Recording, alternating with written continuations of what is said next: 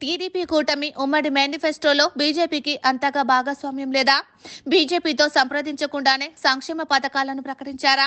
TDP, Janasena ఇచ్చిన హామీలకు తాము జవాబుదారీ కాదని వ్యవహరిస్తున్నారా అంటే అవునని సమాధానం వినిపిస్తోంది. ఉమ్మడి మేనిఫెస్టోను చంద్రబాబు నివాసంలో ఈ రోజు ప్రకటించారు. పవన్ కళ్యాణ్ తో పాటు బీజేపీ రాష్ట్ర ఇన్ఛార్జ్ సిద్ధార్థ్ నాథ్ సింగ్ హాజరయ్యారు.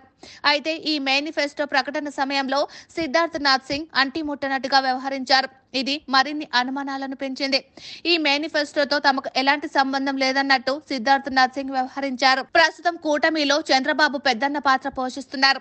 తెలుగుదేశం పార్టీ 144 అసెంబ్లీ, 17 పార్లమెంటు స్థానాల నుంచి పోటీ చేస్తుంది.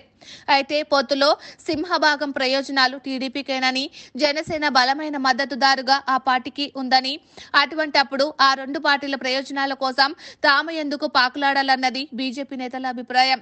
గత కొద్ది రోజులుగా కూటమిలో ఇదే ప్రభావం చూపుతోంది. బీజేపీ అగ్రనేతలు ఏపీ వైపు చూడడం లేదు. మిగతా భాగస్వామ్య పార్టీల ప్రచారానికి పెద్ద ఎత్తున వెళ్తున్నారు. ఆ స్థాయిలో చూస్తే ఏపీలో టీడీపీ కూటమికి పెద్దగా ప్రాధాన్యం ఇవ్వలేదు. ఈ నేపథ్యంలో తాజాగా కూటమి ఉమ్మడి మేనిఫెస్టో ప్రకటనకు బీజేపీ రాష్ట్ర నాయకులు హాజరు కాకపోవడం చర్చనీయాంశంగా మారింది. మరోవైపు మేనిఫెస్టో ప్రకటన సమయంలో అక్కడే ఉన్న సిద్ధార్థ్ నాథ్ సింగ్ కనీసం దానిని పట్టుకోవడానికి కూడా నిరాకరించారు. ప్రస్తుతం ఈ వీడియో క్లిప్ సోషల్ మీడియాలో వైరల్ గా మారింది.